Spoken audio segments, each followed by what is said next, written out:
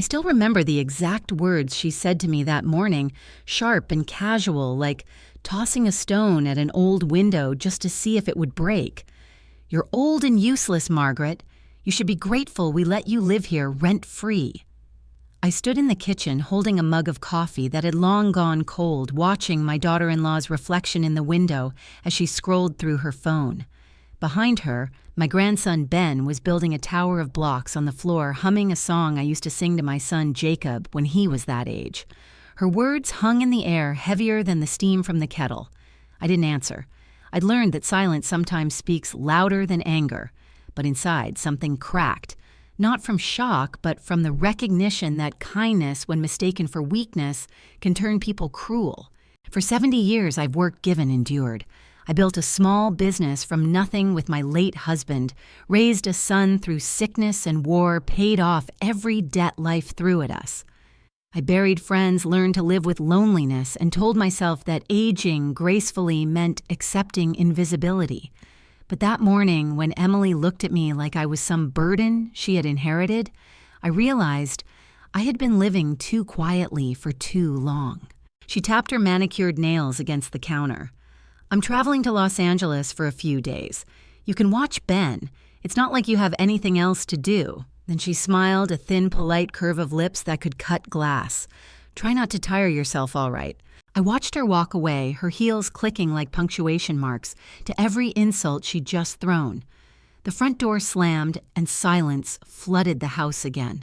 I stared at the spot where she'd stood, and for a second I wanted to cry. But tears are a waste on people who don't know their worth. I poured the coffee down the sink and whispered to no one. She doesn't know who she's talking to. Because Emily never knew the whole story. She never knew that before I was a retired old woman, I was the woman who built a company from a single sewing machine and a promise. She never knew that the hands she called useless once signed paychecks for 20 families, or that the old wooden chest in my bedroom didn't hold memories. It held documents, stocks, and a key to something she couldn't imagine. She thought I was poor because I didn't dress rich. She mistook humility for weakness. That's always the mistake that comes before regret. When Jacob married her, I tried to love her as my own. I really did. She was young, ambitious, confident. I saw in her the fire I once had before life humbled me.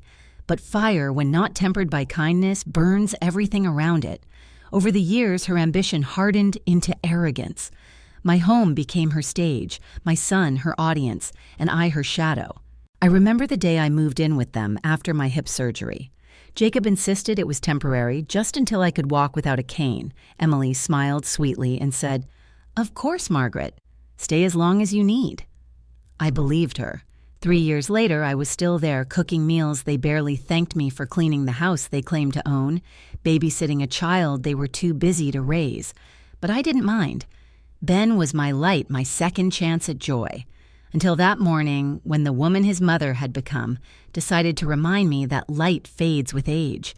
I walked to the window and looked out at the garden. The winter sun was pale, the soil hard. I thought of the roses my husband planted before he died. They bloomed only when tended with patience. Emily never understood patience. She bought plastic flowers instead. That afternoon, Jacob came home early. He noticed the silence. "Mom, everything okay?" he asked, loosening his tie. I smiled and lied. Of course. Because what was I supposed to say? That his wife had just called me useless. That she saw me as an unpaid nanny instead of his mother. He was a good man, my Jacob, but blind in the way men often are, too tired to see what's right in front of them. So I stayed silent again. That night, I sat at the kitchen table long after everyone had gone to bed. The clock ticked steadily, the refrigerator hummed, and I could hear the soft breathing of a house asleep. I looked at my hands, wrinkled, veined, but steady. The hands of a woman who had built, lost, rebuilt, and kept going. I thought about Emily's words, old and useless. Then I laughed softly. Because if being old means knowing how to survive and useless means refusing to destroy others, to feel powerful, then I was proud to be both. But still I couldn't sleep. Her words replayed in my head, not because of the insult itself, but because of what it revealed. She believed it. She truly thought I had nothing left to offer. That ignorance was her weakness, not mine. I went to my room, opened the old chest at the foot of my bed, and ran my fingers across the stack of folders inside. Company deeds, investment papers, the certificate of the foundation I'd created years ago after selling the business. No one, not even Jacob, knew it still existed. I pulled out one folder, the one with a golden seal and a signature that still made me proud, the Margaret Hope Foundation. Established 20 years ago to help children with rare diseases. I'd kept it quiet because true charity doesn't need applause. The foundation still received royalties from my patents enough to fund treatments every year. And suddenly, as if destiny had been waiting for this moment, I remembered the hospital bills Emily had been hiding. Ben's quiet fatigue, his constant checkups. I hadn't wanted to pry before, but now the pieces fit too perfectly to ignore. I closed the chest slowly, feeling a calm I hadn't felt in years. She called me useless, I whispered. Let's see how useless I can be. The next morning, when Emily came back from her trip, I greeted her with tea and a smile. "Welcome home, dear," I said. She looked suspicious, maybe expecting confrontation, but I only asked about her flight. As she walked away, I noticed her glance at Ben, pale and tired, playing on the rug. She didn't see the worry in his small eyes when she mentioned another business trip. She didn't notice the way his fingers trembled slightly. But I did. And as she turned her back, I realized the story wasn't about my humiliation anymore. It was about him, about what a grandmother does when silence is no longer enough. So before I made my next move, I want to ask you, the one listening to my story right now. Have you ever been told you were too old, too slow, too useless to matter? If you have, then you'll understand what I'm about to do next. Comment 1 if you've ever been underestimated and hit. Like if you believe that kindness still holds power even when the world forgets it. Because sometimes the sweetest revenge is not anger, it's proving them wrong.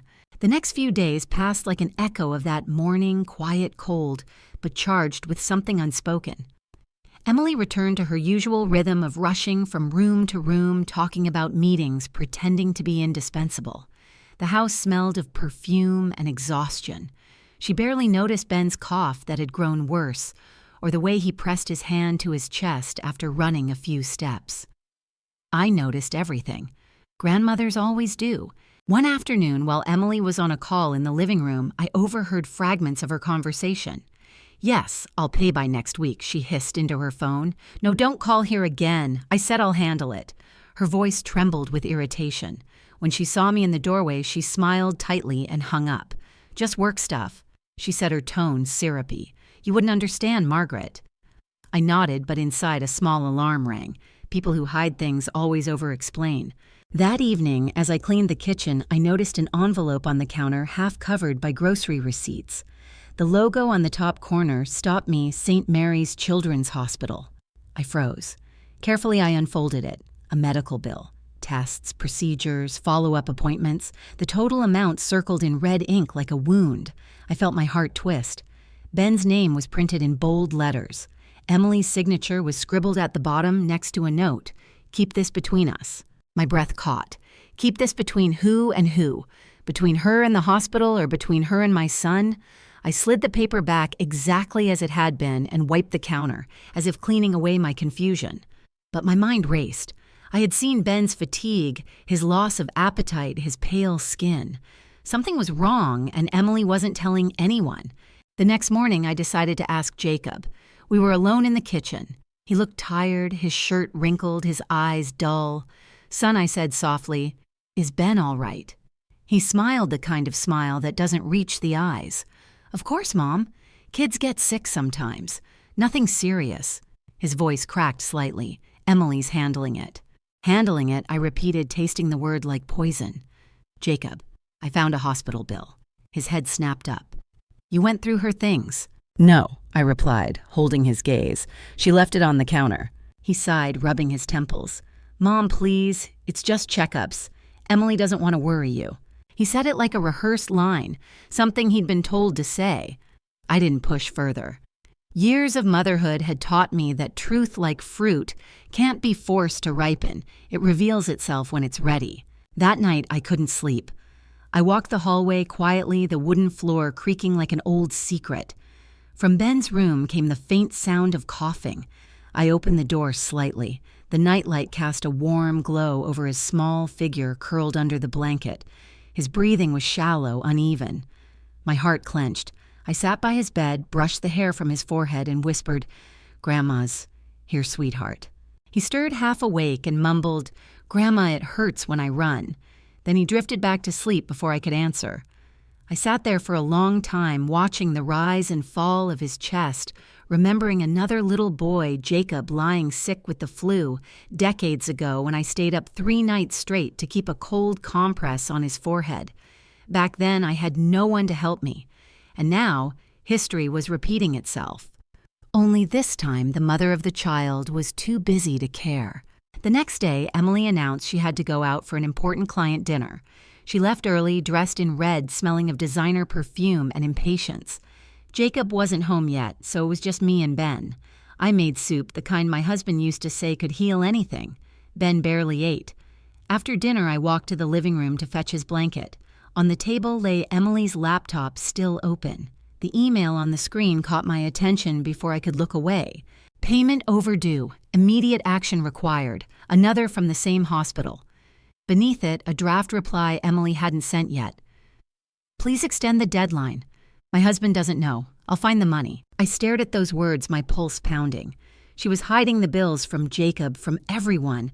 But why pride guilt or something darker? Just then, I heard Ben cough again from the other room. I closed the laptop and walked to him. He looked up at me with tired eyes, far too old for his age. "Grandma," he whispered, "Mom said we don't have enough money for my medicine. Is that true?" My throat tightened. "You don't worry about that, darling," I said, forcing a smile. "Grandma will take care of it." When he fell asleep, I went to my room and sat by the window, staring out at the streetlights. I thought about all the years I'd built my business, every sleepless night, every risk, every dollar earned, with calloused hands. I thought of how Emily saw me, just an old woman collecting dust in her own home. She had no idea that I could still change everything. The phone rang. I almost ignored it. It was late, but something told me to answer. Margaret said a familiar voice. "It's Laura." "Dr. Laura Jenkins. My oldest friend, my confidant. We hadn't spoken in years." "Laura," I whispered, startled. "How did you—" "I got your foundation's annual report," she interrupted gently. "You're still funding pediatric research, aren't you?" I hesitated. "I suppose I am. Why?" There was a pause on the line, and when she spoke again, her voice had softened. I saw a familiar name on one of the case applications. Ben Thompson, 8 years old, congenital heart condition. The world seemed to tilt. "My grandson," I breathed. "I thought so," she said quietly. "Margaret, the foundation can cover his treatment, but I need your consent as guardian or trustee. His parents haven't applied officially." I closed my eyes. The truth I'd been circling for days finally hit me full force. Emily wasn't just neglecting her son's health. She was hiding it, maybe out of pride, maybe to avoid admitting failure. But while she lied, a child's heart was failing. "Send me the forms," I said firmly. "I'll take care of it." When I hung up, I sat still for a long moment, letting the weight of the decision settle. Outside, rain began to fall soft and steady, tapping against the window pane, like fate knocking. Emily thought I was old and useless, but the next time she looked at me, she would see something she hadn't seen before. She would see power, not the kind that shouts, but the kind that moves quietly and changes lives. And as I turned off the light, I whispered to the darkness, "You wanted me invisible, Emily. Let's see what happens when invisible people start acting." The next morning, the house smelled like burnt toast and perfume. Emily was already pacing the kitchen, phone pressed to her ear, voice tight and sharp. "No, I told you it's not my problem if the payment's delayed. My husband will transfer the money this week." She turned just enough to see me standing in the doorway, then lowered her voice. "Yes, I'll make sure he does. Don't call again." She hung up and forced a bright smile. "Morning, Margaret. Coffee's on the counter." Her cheerfulness felt like a mask that didn't quite fit. I thanked her quietly and sat down, pretending not to notice the stack of unopened envelopes beside her laptop bills, all of them. Jacob came down a few minutes later, already late for work, his tie, half-knotted eyes tired. "Em, we need to talk about the insurance payment," he said. "They called yesterday." Emily's smile thinned. "I told you I'm handling it." You just focus on your job, all right." He hesitated, then nodded like a man too worn down to argue. When he kissed Ben's forehead and left, Emily turned to me. "You know, Margaret, sometimes I think Jacob inherited your bad habit of worrying too much. Life's easier when you just trust me." Trust. That word sat heavy in my chest. People like Emily use trust the way gamblers use luck, something to exploit until it runs out. That afternoon, while she was out running errands, I decided to tidy the living room. I picked up toys, folded blankets, and dusted the shelves. When I reached the cabinet under the stairs, I noticed a box tucked behind some photo albums. It wasn't dusty like the others. Inside, I found folders, bank statements, credit card bills, loan applications, all in Emily's name, and every one of them overdue.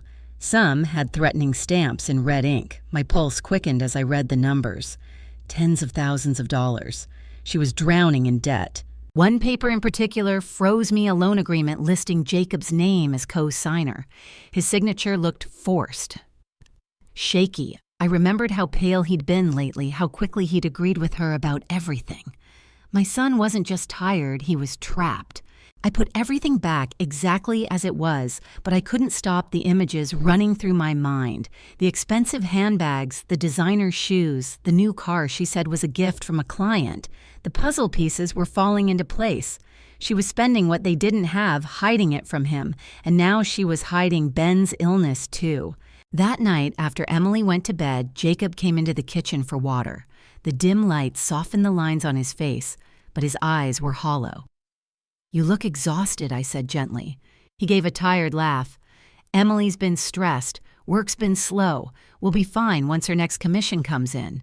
I hesitated. "Jacob, if something's wrong, you can tell me." He shook his head quickly. "No, Mom, everything's fine. She wants to handle things her way." He left before I could say more. When he was gone, I sat alone at the table, listening to the hum of the refrigerator. The quiet felt different now, not peaceful but heavy, like the house itself was holding its breath. I thought of the woman I used to be, the one who negotiated contracts, balanced budgets, managed crises. That woman still lived inside me. I had spent too many years letting silence disguise my strength. Maybe it was time to let her breathe again. The next morning, I called Dr. Laura. "I need to know everything about Ben's condition," I said. "I can't rely on Emily's word anymore." Laura's voice softened. "He's stable for now, but the doctors recommend surgery soon. Without it, his heart will keep weakening." She paused. "Margaret, your foundation could cover it entirely, but we need parental consent." I looked out the window at Emily in the driveway loading shopping bags into her car. "She'll never agree," I said. "Not if it means admitting she can't control everything." Laura sighed. "Then we'll have to find another way. If you're still the trustee, you can authorize emergency funding under humanitarian clauses. But it'll draw attention." "I'm not afraid of attention," I replied quietly. "I'm afraid of what happens if we do nothing." Later that afternoon, Emily returned from her errands with a smile too wide to be real. "Guess what, Margaret," she chirped. "We might finally sell that lake cabin Jacob's father left us. The realtor says we can get a good price."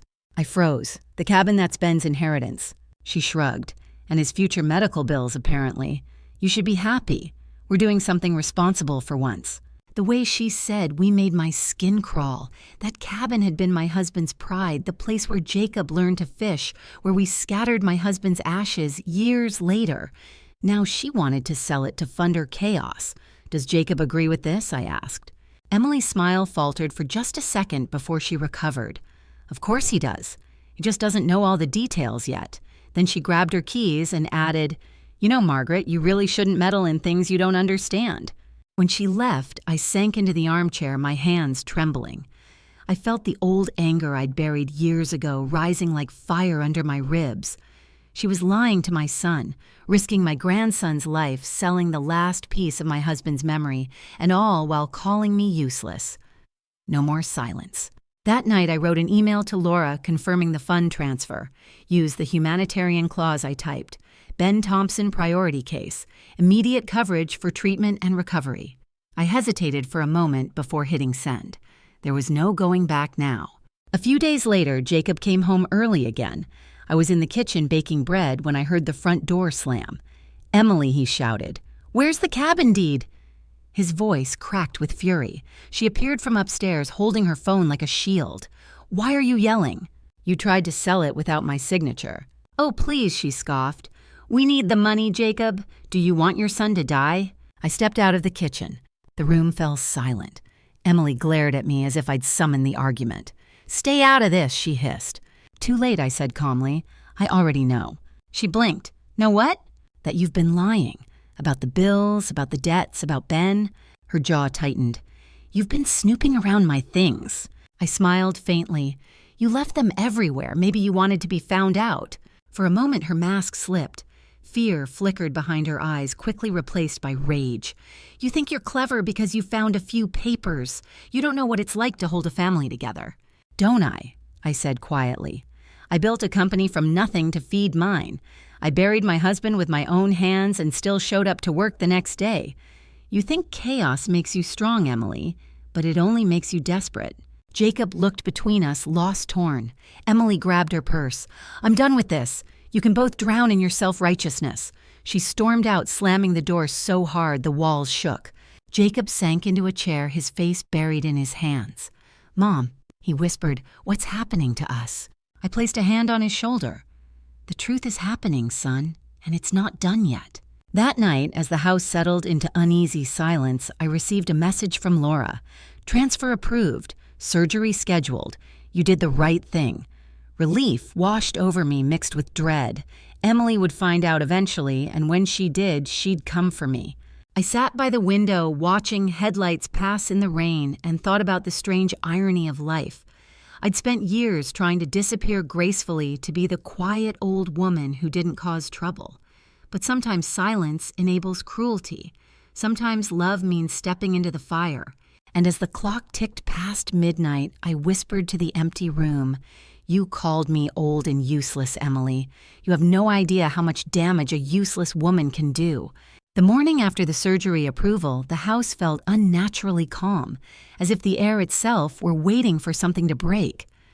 Emily moved around the kitchen like a storm contained in human form, fast, brittle, dangerous. She didn't look at me when she spoke. Ben's doctor called. She said her tone clipped. They said the hospital received a full payment for his surgery. Anonymous donor. She turned, then eyes sharp. "Do you know anything about that?" I kept my voice steady. "No." Her gaze lingered, searching for cracks in my composure. "Strange, isn't it?" she said slowly. "Miracles don't just happen. Someone paid nearly $80,000 overnight. Maybe the universe decided to be kind," I answered quietly. She laughed a sound without warmth. "The universe doesn't use wire transfers, Margaret." She poured coffee. She didn't drink her movements jerky. "If you know something, you'd better tell me, because I don't like surprises." "You mean you don't like losing control?" I said. Her head snapped toward me. "Excuse me." I met her glare without flinching. "You've spent so long manipulating everyone around you that you've forgotten what trust looks like. You controlled Jacob with guilt. You control me with disrespect, and you control your own fear with lies. But you can't control the truth, Emily. It has a way of coming home." Her face paled, but she masked it with a bitter smile. "You think you're some wise old sage, don't you? A retired queen trying to feel important?" I think I said softly that I've been patient long enough. Before she could respond, Ben's voice broke the tension. "Mommy." He stood in the doorway holding his stuffed bear, his small face pale but smiling. The nurse said, "I can go home soon." Emily's anger melted instantly into false sweetness. "Of course, sweetheart. Mommy will make everything perfect." She hugged him tightly, and when she turned back to me, her eyes were cold again. "You stay out of this, Margaret. You hear me." But I was already in it. That night, when Jacob came home, he was quieter than usual. He kissed Ben goodnight and joined me on the porch. The autumn air smelled of rain and fading roses. "Mom," he said, "finally, Emily's acting strange. She's been checking our accounts nonstop, calling the hospital every hour. She says someone might be trying to interfere." I took a breath. "And what do you think?" He hesitated. "I don't know. She's under a lot of pressure," but he looked down, frowning. "She's been talking about selling the house." My heart stuttered. "Selling the house without telling you?" He rubbed the back of his neck, shame flickering across his face. "She said we need to downsize after the surgery bills. But now that they're paid, Now that someone paid them, I corrected. He gave me a puzzled look. You know who it was, don't you? I didn't answer directly. All you need to know, Jacob, is that your son is safe. That's what matters. He exhaled heavily. You're not telling me everything. No, I admitted, because you're not ready to hear it. He looked at me for a long time, then stood. You and Emily are going to destroy each other, he said quietly, and I don't know how to stop it. He went inside before I could reply. When the door closed, I whispered to the night. Sometimes destruction is the only way to rebuild. The following week, Ben came home from the hospital still weak, but full of energy that hadn't been there before. Seeing him laugh again filled the house with something that almost felt like peace. Almost. Emily hovered over him like a performer trying to reclaim the spotlight. She bought expensive toys, posted pictures online with captions like, "Blessed to have my miracle boy back." Not a single mention of gratitude, no acknowledgement of where that miracle had come from. I didn't mind the credit. I never needed it, but her lies spread like a sickness I couldn't ignore. 2 days later, I received an email from Dr. Laura, transfer complete. Public recognition event scheduled next week, optional attendance. I stared at the words for a long time. Public recognition. My foundation had always worked quietly, anonymously, but this time there would be names, faces a press release. If Emily attended, she'd see exactly who had saved her child. Part of me wanted to stop it to spare Jacob the chaos, but another part of me, the part that still carried the scars of her cruelty, whispered, "Let the truth speak for itself." That evening, as I folded laundry in the living room, I heard Emily talking on the phone again. Her voice was low, urgent. "I don't know who paid it, but I'll find out. If it's that old woman, she's done something illegal, I swear I'll—" She stopped abruptly when she saw me standing in the doorway. "Go on," I said calmly. "Tell them what you'll do to the woman who saved your son." Her lips trembled, but she recovered fast. "You're imagining things again. You've always wanted to make me the villain." "I don't have to make you one," I said. "You've done a fine job yourself." Her eyes flashed. "You think you can manipulate Jacob against me? I know what you're doing." "I'm not manipulating anyone," I replied. "I'm protecting my family. Something you should try sometime." She took a step closer, lowering her voice to a venomous whisper. "Stay out of my marriage, Margaret. Stay out of my life. You're just an old woman desperate to matter again." I looked her straight in the eye. Maybe, but at least I matter to the people I save. For a moment, she had no words. Then she turned on her heel and stormed upstairs, the sound of her footsteps echoing through the house like thunder. Later that night, I sat by Ben's bed watching him sleep. His little chest rose and fell with the soft rhythm of peace. I touched his hair and whispered, "You'll never know how close you came to losing everything." Behind me, I heard the faint creak of a floorboard. Emily stood in the doorway, half shadowed by the hallway light. "You can stop pretending," she said coldly. "I know it was you. I didn't deny it. Then you also know why." Her voice trembled with a mix of fury and fear. "Do you have any idea what you've done? You made me look like a fool. You went behind my back." "I went behind your pride," I corrected. "There's a difference." She glared at me, eyes glistening. "You think this makes you noble? You're pathetic. You'll die alone clinging to your little secrets." I smiled faintly. "Maybe, but at least I'll die knowing I did the right thing." She opened her mouth to say something else, but stopped. For the first time, I saw something shift in her expression, not guilt, not yet, but confusion, as if she'd glimpsed the edge of her own cruelty. She turned away without another word. When she was gone, I let out a breath I didn't realize I'd been holding. The confrontation had drained me, but it had also solidified something inside me.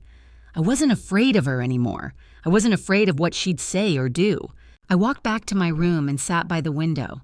Outside, the streetlight flickered, casting long, trembling shadows across the floor. The reflection in the glass showed an old woman, yes, but one who had stopped apologizing for existing. I thought of the event coming up, of the reporters of the inevitable exposure. For years, I'd hidden behind humility, believing that silence was the same as grace. But now I understood silence can also be a shield for the guilty. The next time Emily called me useless, I promised myself I would smile and let the truth answer for me. As I turned off the lamp and settled into bed, I whispered one last thought into the dark. She called me old and useless, but she's about to learn that the quiet ones always have the loudest endings.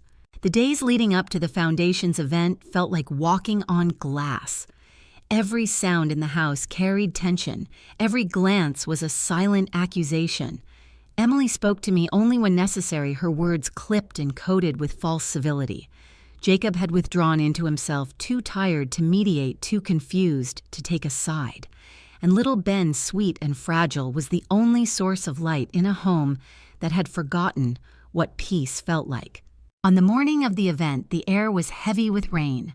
I watched from the window as Emily loaded her car with shopping bags, talking on her phone in that crisp, performative tone she used when she wanted to sound powerful. "Yes, I'll be there. Of course I'll speak. It's about gratitude, right?" she said, laughing, unaware that the irony in her words could have cut glass. When she noticed me standing by the curtain, she smiled a thin, triumphant smile that never reached her eyes. "Big day for the hospital, isn't it?" she said, adjusting her coat. "They're even honoring the anonymous donor who paid for Ben's surgery. Isn't that cute? Some old philanthropist with too much money and no one left to care about them." I met her gaze calmly. "Be careful, Emily. Sometimes gratitude finds its way home whether we invite it or not." Her eyes narrowed. "Is that a threat?" "No," I said softly. "Just a reminder." She rolled her eyes, muttering something under her breath as she walked out the door. I watched the car disappear down the road, my chest tightening. I should have felt vindicated knowing that soon the truth would stand in front of her like a mirror she couldn't shatter. But instead, all I felt was exhaustion. Revenge, even quiet revenge, weighs heavy on the soul. Later that afternoon, Jacob came into the kitchen. His face looked older than his years, lined with guilt and sleeplessness. "Mom," he said quietly, "Emily told me something." I turned from the sink. "What did she say?" "She said you went behind our backs, that you used your old company's money to interfere with Ben's treatment, that you're trying to make her look like a bad mother." The words hit harder than I expected. She said that. He nodded, staring at the floor. "Mom, I don't know what's true anymore, but she's scared. She said she might lose custody if people think she neglected Ben." Scared, I echoed, almost laughing. "Jacob, she's not scared, she's cornered. And when people like her are cornered, they rewrite history to make themselves victims." He flinched. "Don't talk about her like that."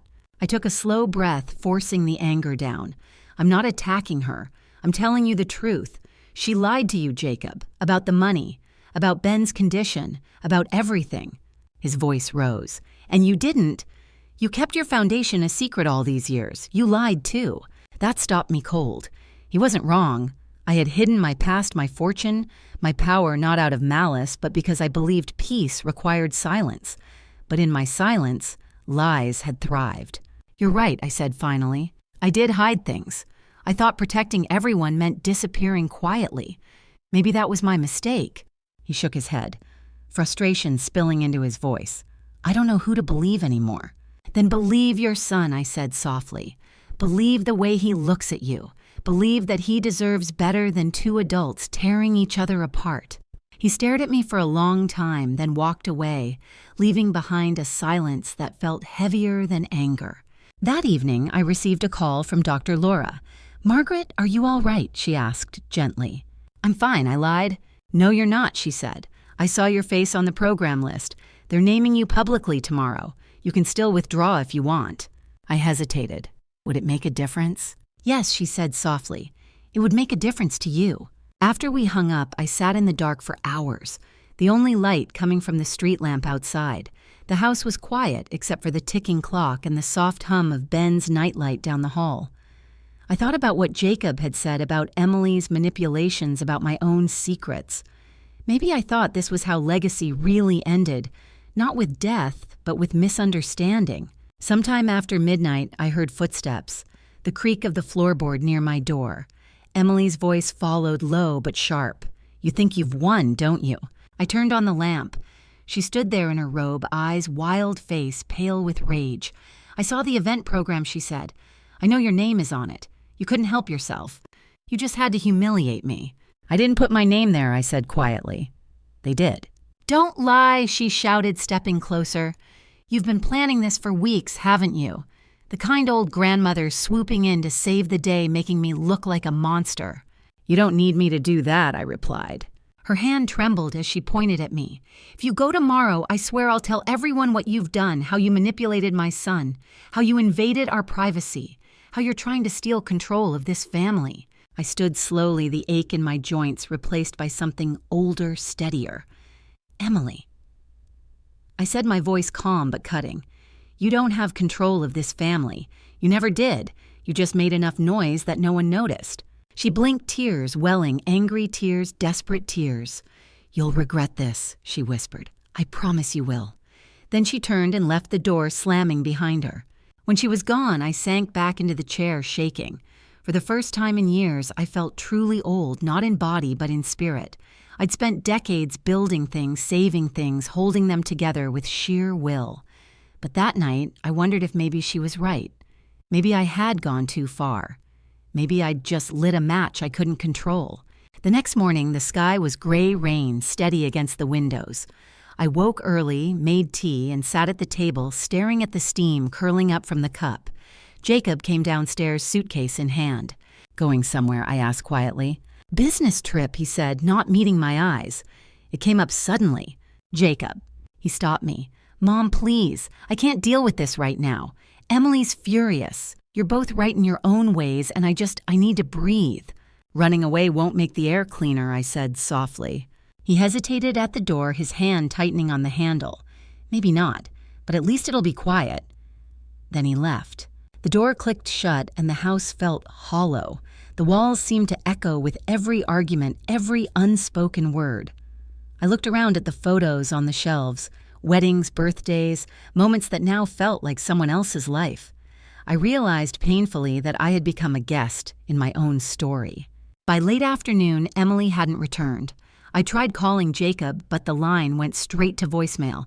Ben napped peacefully upstairs, unaware of the storm brewing beneath his roof. I walked to my room, opened the chest at the foot of my bed, and stared at the papers inside, the deeds, the stocks, the proof of everything I'd once built. None of it mattered anymore. What good is power when it only breeds resentment? For a moment I thought about tearing it all up, ending the fight before it could consume what was left of my family. But as I held one of the documents in my hands, my phone rang. Dr. Laura again. "Margaret," she said, urgency in her tone. "Are you sitting down?" "Yes," I said cautiously. "There's something you need to know. Emily just called the hospital. She's demanding they remove your name from tomorrow's ceremony." I closed my eyes, half expecting it. Of course she did. "That's not all," Laura continued. "She's also threatening to go to the press to accuse you of fraud, of using the foundation for personal gain." For a second, I couldn't breathe. "Fraud," I whispered. "She doesn't have evidence, but she's loud. And sometimes loud is enough to ruin reputations." I gripped the edge of the table to steady myself. "Let her talk," I said finally. "The truth will speak louder." "Are you sure?" Laura asked. "Yes," I said. My voice was calm now, steady like the eye of a storm. If she wants a battle, I'll give her one. But this time it won't be behind closed doors. After we hung up, I stood by the window watching the rain fall harder. Each drop hit the glass like a heartbeat, a countdown. I could feel something shifting inside me, the last trace of hesitation dissolving into resolve. Emily thought she could destroy me with lies, but she had forgotten one thing. I had lived long enough to know that storms don't just destroy, they also cleanse.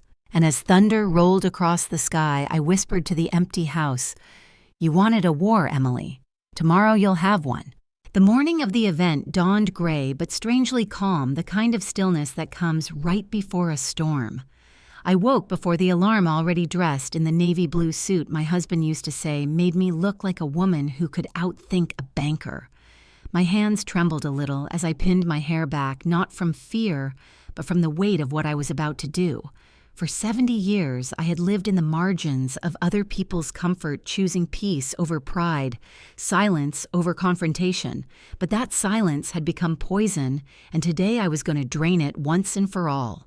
The venue was the city's main auditorium, a sleek glass building that seemed to gleam even under the overcast sky.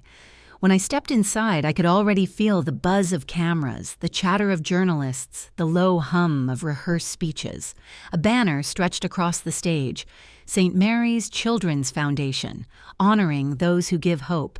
My name was there in black letters right under the words, Distinguished Benefactor, Margaret Hope Foundation. I stood there for a long moment staring at it. Hope. It wasn't just a name. It was a promise I'd kept hidden for too long. Mrs. Hope, a young volunteer, asked, smiling nervously. You're sitting in the front row. Your guests are already here. Guests. I followed her gaze and froze. Emily was standing by the entrance, dressed in white like she was attending her own coronation. She was surrounded by a small group of reporters, her smile dazzling her hand clutching Ben's shoulder, as if she were guiding a prop instead of a child. Jacob trailed behind them, looking uncomfortable. When her eyes met mine, her smile faltered for a fraction of a second. Then she straightened, whispering something to the reporters. Within seconds, cameras turned toward me. Mrs. Thompson? One of them called out, Is it true? Your mother-in-law's foundation funded your son's surgery. Emily's voice came out calm, honeyed. I really can't comment on that, she said sweetly. It's been complicated. We're just grateful for the hospital's generosity. I walked past her without a word and took my seat. The ceremony began with polite applause, speeches about kindness and community, the kind of well-meaning words that always sound hollow when you know the truth underneath. Oh, when the announcer finally called my name, I felt every eye in the room turn toward me, some curious, some skeptical, some quietly admiring. I stood feeling the familiar ache in my knees and walked to the stage. The lights were blinding the applause, polite but hesitant. I could sense Emily's gaze on my back like a blade waiting for the right moment to cut. I took the microphone, my reflection staring back from the glossy teleprompter screen. I ignored the pre-written script scrolling in front of me. My voice, when it came, was steady. I was told to keep this speech short, I began, but I think some stories deserve the time it takes to tell them properly. A soft murmur rippled through the audience. For most of my life, I've been told I'm too much or not enough too loud when I spoke up too quiet when I didn't. I was a wife, a mother, a business owner, and later a grandmother. And like many women of my generation, I learned that sacrifice often goes unnoticed. I paused, letting the silence stretch. But every sacrifice leaves a mark, and those marks become the foundation of who we are. I looked toward the front row where Emily sat rigidly, her smile frozen in place. A few weeks ago, my grandson nearly lost his life because people around him mistook pride for strength and silence for safety. I created this foundation 20 years ago to give children a fighting chance, not because I wanted recognition, but because I believe in quiet action. But today I speak not for recognition, but for truth. The crowd had gone completely silent. I could see Jacob's face pale, his lips parting slightly as if to stop me. But I wasn't stopping, not now. Ben's surgery was paid for by the Margaret Hope Foundation, an organization I built from the work of my own hands. I say this not to boast, but to remind everyone that help should never be hidden behind fear. I've been called old, useless, irrelevant. My eyes met Emily's. But if saving a child's life is useless, then I'm proud to be useless. A collective gasp rippled through the crowd. Cameras flashed. Emily shot to her feet. She's lying, she shouted, her voice echoing off the marble walls. She's doing this for attention. She's been manipulating us for months. The moderator tried to calm her, but she pushed forward, her voice rising. She used that foundation for herself. She wants control over our family, over my husband's money, over everything. I didn't move. I simply turned the microphone slightly toward her. Then, by all means, Emily, I said softly, show them the evidence. Her mouth opened, then closed again. She hadn't expected calm. She'd come armed for chaos. The silence stretched brutal and absolute. Reporters turned their cameras toward her. Jacob stood slowly, his expression a mixture of shock and realization. Emily, he said, voice trembling, is that true? You said the bills were handled through insurance. Her eyes darted around, searching for an escape that wasn't there. Jacob, I was trying to protect you. You were already stressed, and I didn't want... He cut her off, his tone breaking. You lied again. Her voice cracked. I did it for us. No, I said gently. You did it for control. Emily's shoulders slumped. The defiance drained from her eyes, replaced by something small and raw fear. For the first time, she looked like a woman seeing herself clearly, and she didn't like what she saw. Security and hospital staff stepped forward, guiding her back to her seat. The crowd, unsure whether to clap or stay silent, did both. I took a breath, my heart pounding, and turned back to the microphone. Sometimes I said the people who love us the most forget what love really means. It's not control. It's not pride. It's responsibility. It's showing up when it's hard, telling the truth, when it hurts, and doing what's right, even when no one says thank you. I looked down at Ben, who was sitting beside Jacob, his little hands clapping softly, not fully understanding, but smiling just the same. I didn't come here to shame anyone, I said, my voice shaking now. I came here to remind us that love, when silenced, becomes tragedy, and I refuse to be silent anymore. The applause began slowly, then grew echoing off the walls until the whole room was standing.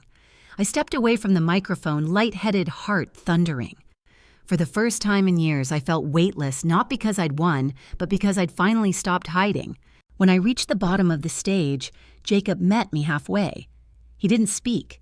He just hugged me tight, trembling real, the kind of embrace that dissolves years of distance.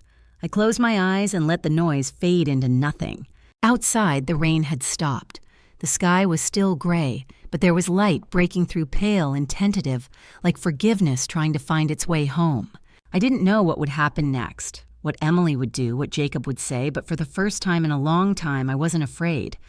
The storm had passed its eye. The rest was just the echo. And as I walked out of the auditorium, the cameras flashing behind me, I whispered under my breath, "The lesson begins now." The ceremony ended in a storm of flashes and whispers. Reporters swarmed near the exits, shouting questions I didn't bother answering. I moved slowly through the crowd, smiling politely, my pulse still steady from adrenaline. Somewhere behind me, I could hear Emily's voice, sharp, frantic, trying to patch a sinking ship with lies. "It's all a misunderstanding," she was saying. She twisted everything. Outside, the cold air hit me like a shock. I stood beneath the awning, the rain having started again in thin silver threads. For the first time in years, the sound of rain didn't make me sad. It made me clean. I was waiting for Jacob and Ben to join me when I heard footsteps approaching, fast, the rhythm tight and furious. I turned just as Emily grabbed my arm. Her nails dug into my sleeve. "You think you've won, don't you?" she hissed, her face pale under the streetlight. "You humiliated me in front of everyone." I freed my arm gently, not out of fear, but pity. "No, Emily, you humiliated yourself." Her voice cracked with rage. "You've ruined my life." "No," I said evenly. "I saved your son's." For a second, something in her eyes flickered, something human, but it vanished as quickly as it came. She took a step closer, her breath trembling. "Do you know what you've done to Jacob? He'll never forgive you for this. He'll resent you forever." I met her gaze steadily. "If he resents me for telling the truth, that's a burden I'll carry proudly. At least he won't resent himself for believing your lies." Her lips trembled. "You don't understand.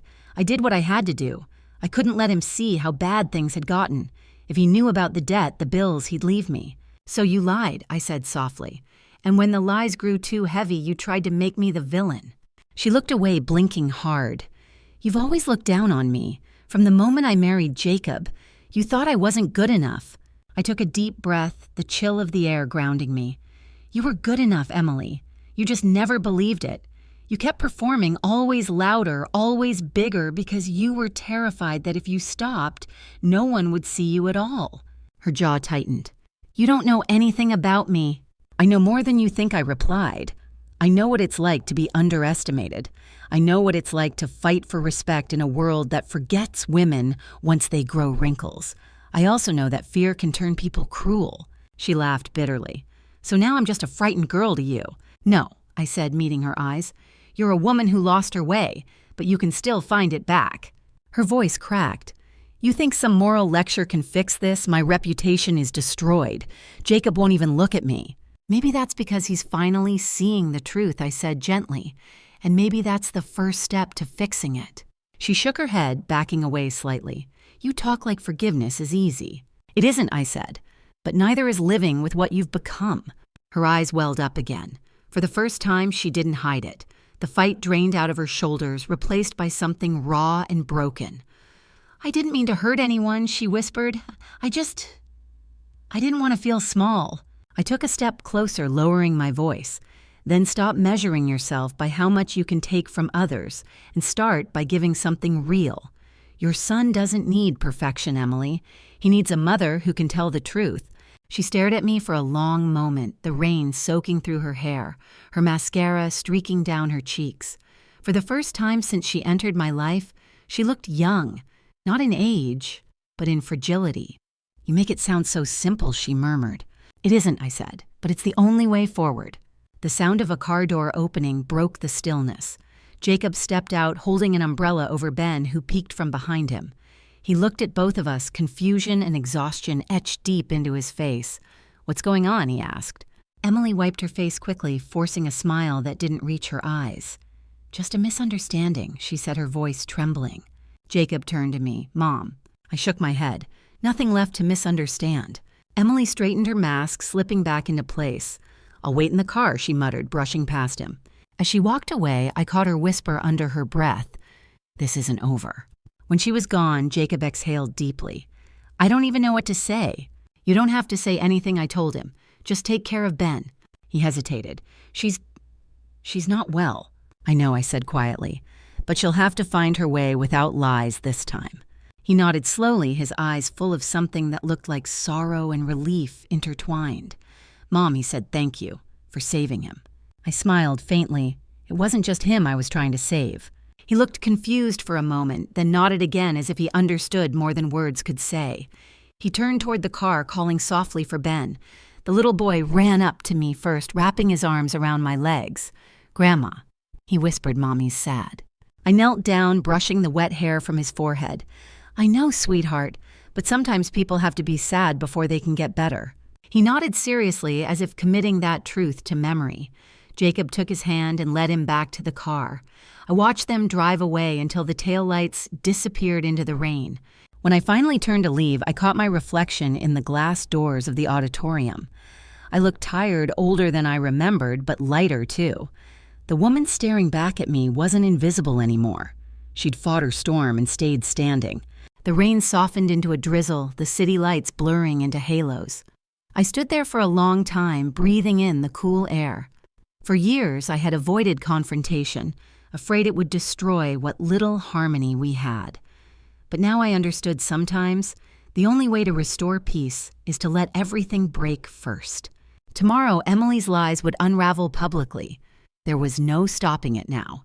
But tonight, for the first time in decades, I would sleep without anger or fear.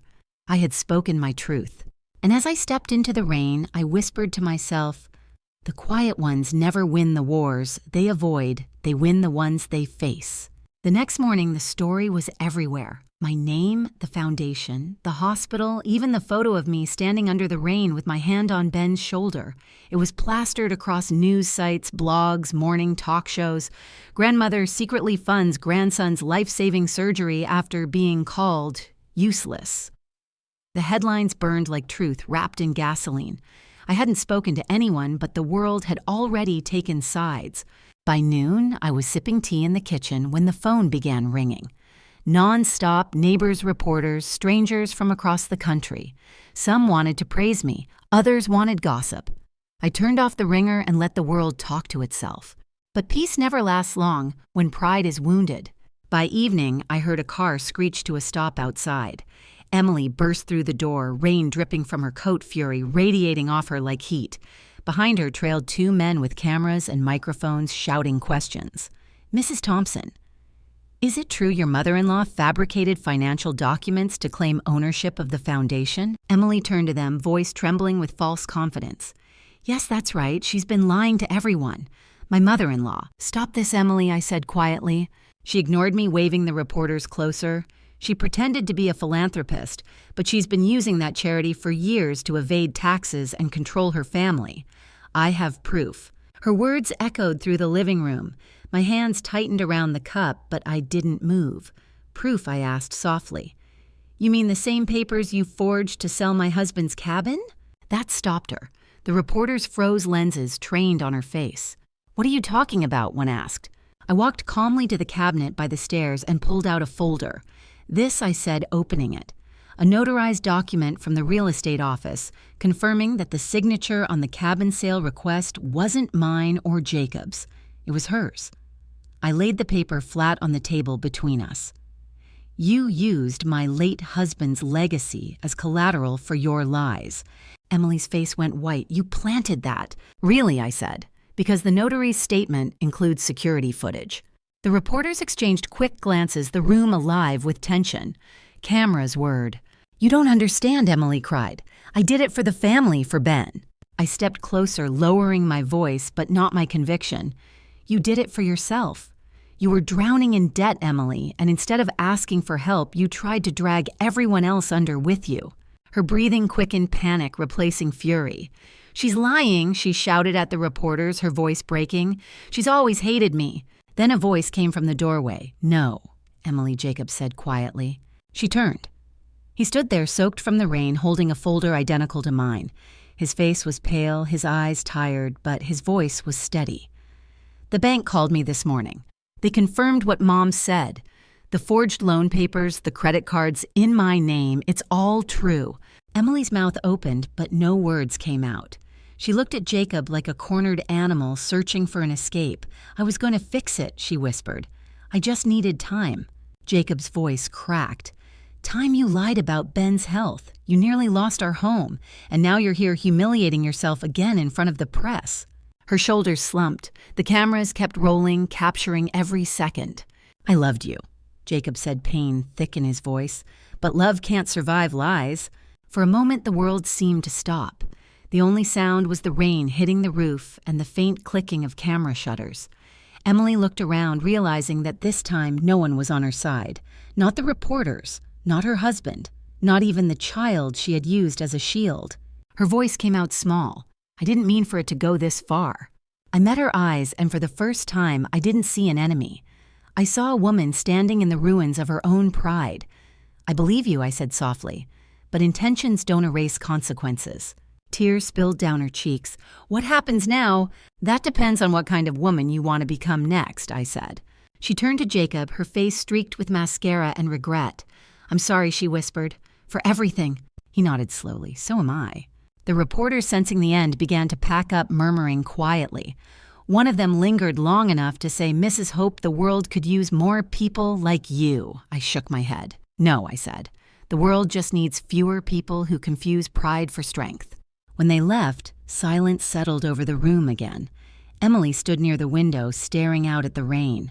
She looked smaller somehow, her anger deflated, her voice gone. Jacob went to her side, not to forgive, not yet, but to steady her. For the first time in years, I saw him act not as her shadow, but as a man reclaiming himself. Ben appeared at the top of the stairs, clutching his stuffed bear. "Mommy," he called softly. Emily looked up, her lips trembling. "Yes, baby." "Are you sad?" She swallowed hard, a little. He came down the steps slowly, his small hand reaching for hers. "Grandma says people get better after being sad." For a moment, the tension cracked. Emily bent down and hugged him tightly, sobbing into his hair. Jacob looked at me, his expression unreadable but not angry. I nodded toward the door. "Take him home," I said, "both of you." He nodded once, then led them out into the night. When the door finally closed, I stood alone in the quiet house. The rain had eased, leaving behind the smell of wet earth and something that felt almost like peace. For years, I had believed that justice came from silence, that dignity meant enduring. But tonight, I understood something deeper. Justice isn't silence, it's truth, spoken at the right time, no matter how hard it shakes the walls around you. I walked to the window, watching the rainwater trail down the glass like thin rivers. Somewhere outside, sirens wailed faintly and life kept moving. But inside, something had finally stopped the endless performance, the fear, the pretending. The storm was over, and for the first time, the quiet didn't feel empty. It felt earned. Within 24 hours, my quiet street was unrecognizable. News vans lined the sidewalks, reporters stood under umbrellas, and neighbors gathered in small clusters, whispering my name like it belonged to someone they'd only just discovered. The story had taken a life of its own, moving from the local paper to national television. the grandmother who taught a lesson in dignity. I watched from my kitchen window as camera crews filmed outside the gate, their lenses glinting like curious eyes. For decades, I had been invisible, just another gray-haired woman tending her garden, buying groceries, waving politely. Now strangers were calling me brave-wise, even heroic. The irony was almost too heavy to bear. I hadn't done any of it for recognition. I had simply stopped being silent. The phone rang endlessly. Some were journalists, others were mothers, daughters, even grandmothers who said my story had given them courage. One woman's voice trembled as she spoke. "My daughter-in-law treats me just like yours did. I thought I had to endure it quietly. Not anymore. Thank you." I listened, tears blurring the words. I'd never imagined that my pain could become someone else's permission to fight back. Outside, my neighbor Mrs. Parker waved from across the street. She'd lived next door for 15 years, but until now we'd only exchanged pleasantries. That morning, she came to my door with a basket of muffins. "You're a local celebrity," she teased gently. "Half the town is proud of you. The other half's embarrassed they never noticed who you really were." I smiled. "I prefer being noticed for my roses." She chuckled. "Maybe now they'll notice both." As the day went on, messages flooded in from people I hadn't heard from in years, former employees of my company families who'd once received help from my foundation students I'd mentored long ago. Each message carried the same sentiment. "Thank you for reminding us that goodness can still stand up for itself." But not all reactions were kind. By evening, the tabloids had started circling the story like vultures twisting it for drama.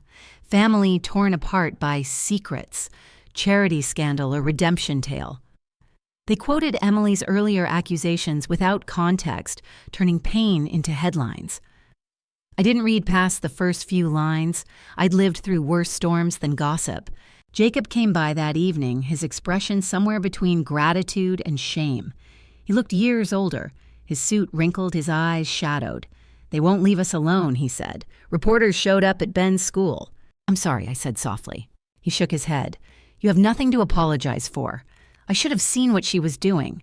I kept choosing peace instead of truth, and now Ben's the one who has to live with the noise." "He'll learn," I told him. "Children always see clearer than adults think." He looked at me for a long time. "You really believe that?" "I have to," I said. "Otherwise I'd still be hiding." There was a pause before he asked, "Do you think she'll be okay?" I hesitated, thinking of Emily's face the night before, cracked open by regret. "Maybe," I said finally, "if she learns what kind of woman she wants to become." He nodded. "She's staying with her parents for now. She says she needs time to figure things out." "That's a start." Before he left, he turned back at the door.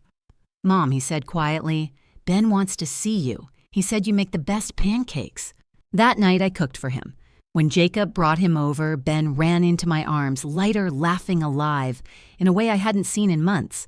"Grandma," he said, his eyes shining, "the kids at school said you're famous." "Is it true?" I smiled, kissing his forehead.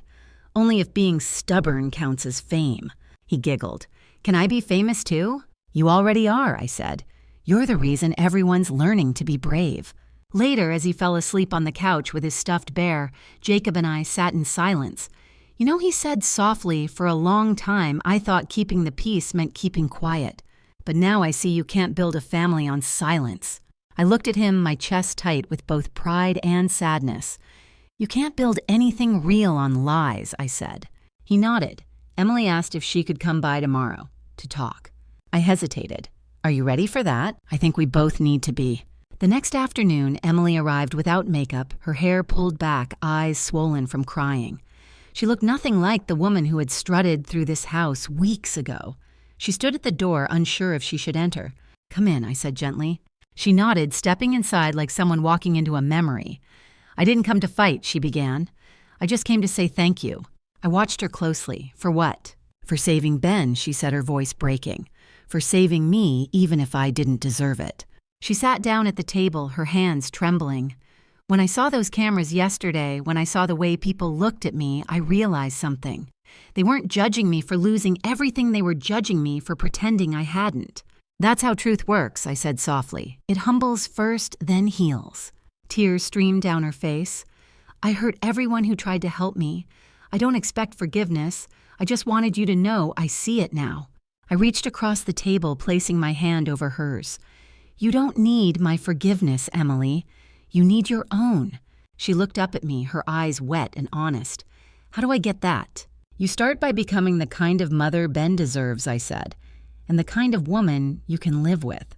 She nodded slowly, and for the first time there was no defiance in her eyes, only understanding. She stood to leave, but paused at the door.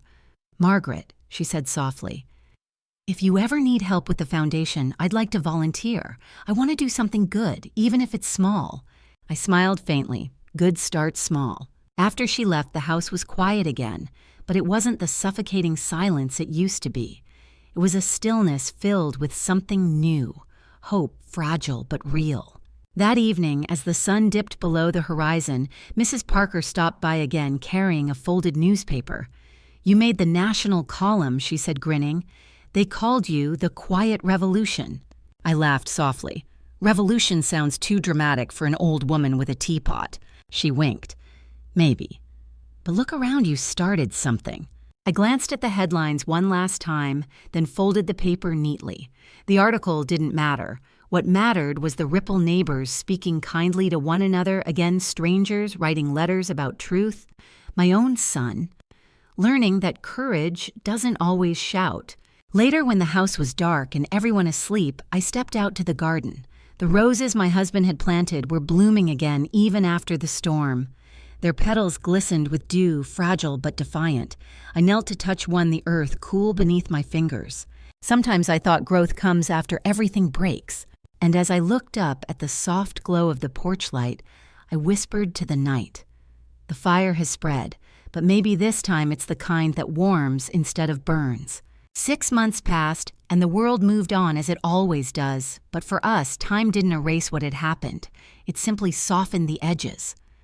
The frenzy of the media eventually faded, leaving behind only the echoes of lessons learned and lives rearranged. The house no longer carried the weight of tension. It breathed again. The same walls that once absorbed shouts and silence now held laughter, footsteps, and the quiet rhythm of healing. Emily had moved into a small apartment across town. It wasn't glamorous or large, but she said she liked it that way. It feels honest, she'd told Jacob the first time he visited. She worked part-time at a community center, helping families with financial counseling. I later learned she'd started volunteering for the foundation, organizing fundraisers, and writing thank you letters to donors.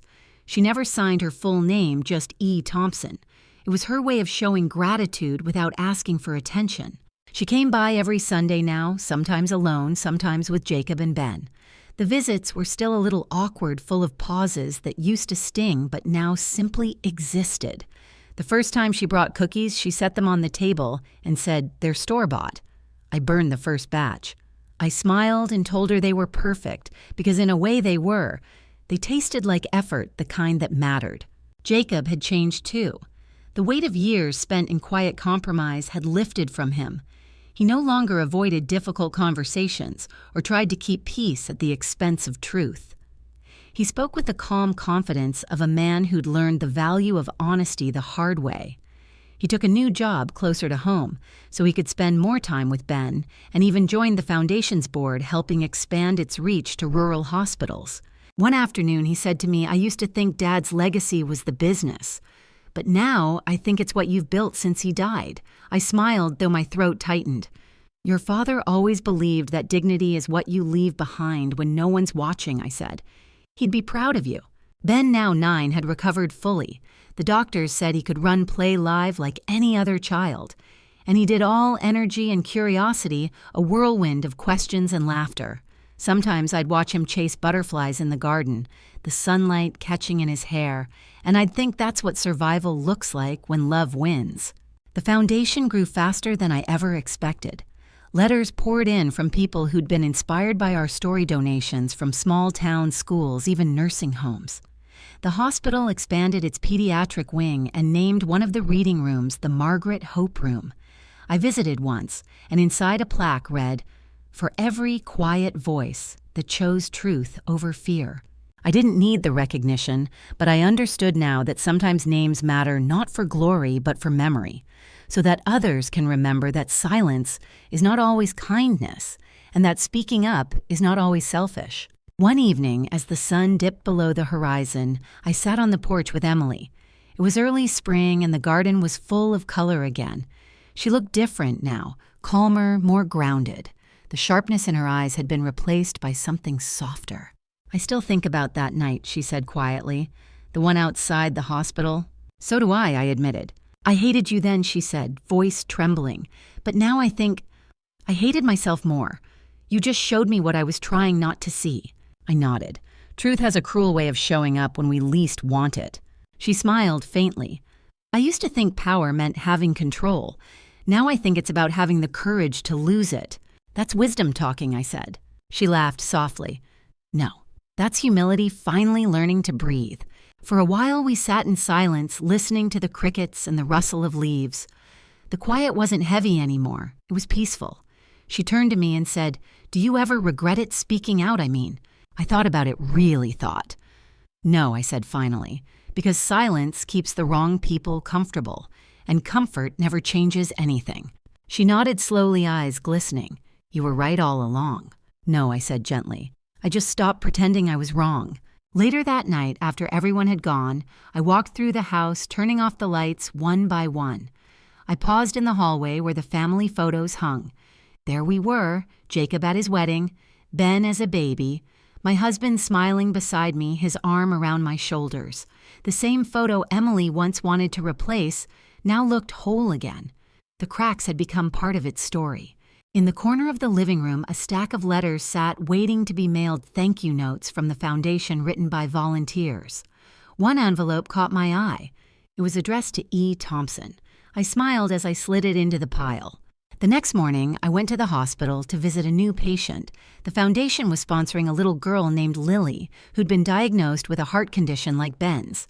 She was painting at a small table in the children's ward, her hair tied in messy braids. When I approached, she looked up with wide, curious eyes. "Are you the lady from the TV?" she asked. I laughed softly. "I used to be. Now I'm just the lady with paint on her shoes." She giggled and handed me a brush. "Want to help?" I sat beside her, dipping the brush into bright yellow paint. "What are we painting?" "Hope," she said simply, her little hand guiding mine. And for the first time in a long time, I felt something warm and full in my chest, a quiet certainty that everything somehow had come full circle. That evening, I returned home and wrote in my journal, the same one I'd kept since the beginning of it all. Forgiveness, I wrote, is not forgetting what happened. It's remembering without letting it poison you. It's the space between justice and grace. Outside, the first stars began to appear.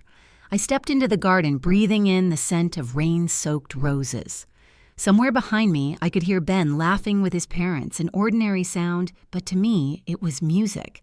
I looked up at the night sky and whispered, "We made it." Because we had all of us scarred but stronger, wounded but wiser.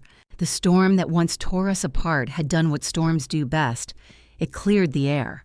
And in that clear, quiet night, I finally understood what it meant to be old and useful. A year later, the house smelled of cinnamon and paint. The sun streamed through the kitchen window, catching dust motes that danced like tiny ghosts of everything that had come before. The air was full of life again, Ben's laughter echoing from the living room, the kettle whistling the steady hum of an ordinary day. For most people, it would have looked unremarkable, but for me, it was nothing short of a miracle. I had learned that peace doesn't come suddenly. It creeps in slowly, disguised as quiet mornings and the absence of fear. You don't notice it at first. You only realize it's back when you catch yourself smiling without reason. Emily came by that afternoon with a basket of flowers from the community garden. She looked healthier, lighter, and for the first time since I'd met her, she seemed completely herself. "They said to give these to the woman who started it all," she said, handing me the basket. I took it carefully, inhaling the scent of fresh soil and lavender. "You're giving yourself too little credit," I said. She smiled, shaking her head. "You gave me the kind of lesson no one forgets. I just had to live long enough to understand it." We sat on the porch for a while, watching Ben play soccer in the yard with Jacob. The The sunlight caught his laughter, turning it into something golden. I couldn't remember the last time I'd seen all three of them together without tension, without pretending. "Do you ever miss the quiet?" Emily asked suddenly. I smiled. "This is the quiet," I said. "It just sounds different now." A soft wind rustled the roses, carrying petals across the grass. They landed at our feet like confetti from an invisible celebration. For the first time, I felt the weight of years, not as a burden, but as proof that I had lived them fully. Inside, Ben's backpack sat on the counter. His teacher had sent home a folder of his schoolwork for the week. I flipped through it absent-mindedly, math sheets, spelling tests, a crayon drawing of a garden. Then I found it an essay titled My Hero. My heart stilled as I began to read. My hero doesn't wear a cape or fight bad guys. She wears glasses and bakes pancakes on Sundays. When people said she was old, she proved that being old means being brave longer than everyone else. She saved my life, but also my mom and dad's hearts. My hero is my grandma. The words blurred as tears filled my eyes. I read it twice, then 3 times until I could barely see the page. Emily leaned over my shoulder, her hand covering her mouth. He didn't show me that she whispered. I folded the paper gently, pressing it to my chest. "He doesn't need to show anyone," I said. "That's between us." For a long moment we sat in silence, the kind of silence that no longer hurt. Later that evening, Jacob and Emily stayed for dinner. It was simple, soup-bred laughter, the kind of meal that heals what words can't. As we cleared the table, Jacob raised his glass. "To second chances," he said. Emily added softly, "and to the woman who taught us how to take them." I laughed, embarrassed. "I only taught you what life taught me, that pride ruins more homes than poverty ever could." We clinked glasses, and in that small, flickering moment, everything that had once been broken felt whole again.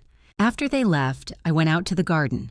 The night was cool, the moon full and bright, lighting the roses in silver.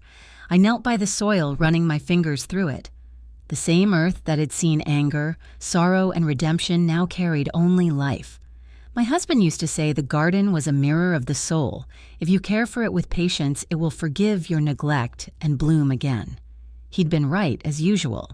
I looked up at the sky, the stars scattered like blessings across a dark velvet canvas, and I spoke softly not to anyone, but to everything.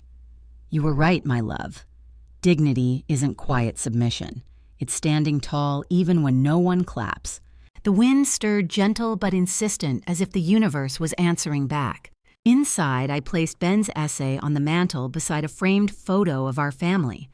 Not the perfect kind of family you see in magazines, but the kind that had survived storms and come out stronger. The kind that knew forgiveness didn't erase the past, it transformed it. As I turned off the lights, I caught my reflection in the window, the lines on my face deeper now, but my eyes clear and alive. People like to talk about growing old as if it's something to fear. They don't understand it's not decay, it's refinement. The years strip away everything false until all that's left is truth. Before going to bed, I wrote one last entry in my journal. Today I realized I am not just surviving time, I am using it. I have learned that justice doesn't always arrive with noise.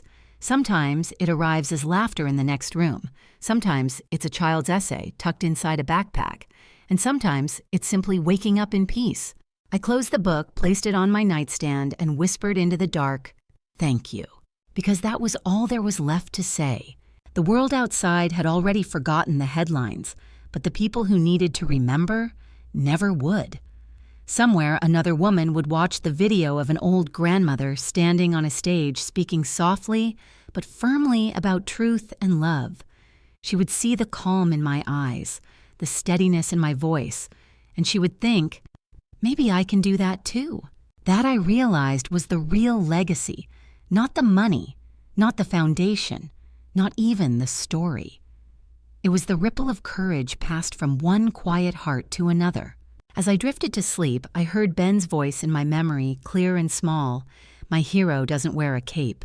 She tells the truth even when it hurts."